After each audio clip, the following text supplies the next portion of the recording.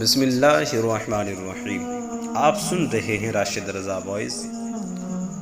پھر حاضر ہوئے ہیں بڑی دلچسپ حکایت لے کر۔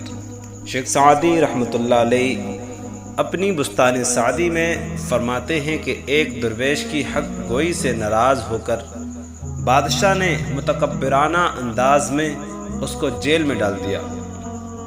وزراء میں سے کسی نے درویش کو کہا، بادشاہ کو بھرے دربار میں اس طرح نصیحت کرنا مناسب نہ تھا۔ درویش نے کہا، حق بات کہنا عبادت سمجھتا ہوں اور مجھے قید خانے کی کوئی پرواہ نہیں کہ یہ چند لمحوں کی بات ہے۔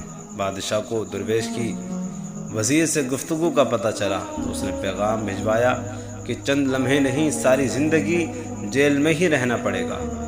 درویش نے واپس جواب دیا، کیا تو جانتا نہیں دنیا ہی ایک گھڑی ہے؟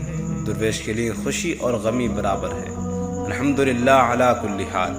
تو لشکر اور خزانے میں خوش ہے تو میں رنج اور محرومی میں بھی اپنے رب سے راضی ہوں۔ جب ہم دونوں کو موت آئے گی تو چند دنوں میں برابر ہو جائیں گے۔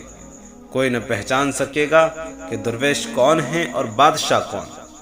ظالم بادشاہ کو ان ناصحانہ باتوں سے اور غصہ آیا اور درویش کی زبان کھینچ لینے کا حکم دیا۔ حق کو درویش نے فرمایا، مجھے اس سے بھی فرق نہیں پڑے گا۔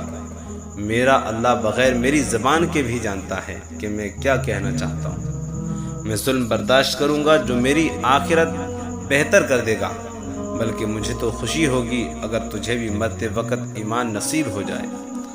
بادشاہوں کی ناراضگی کے سبب حق گوئی کا فریضہ چھوڑ دینا اہل حق کا شیوا نہیں ہے۔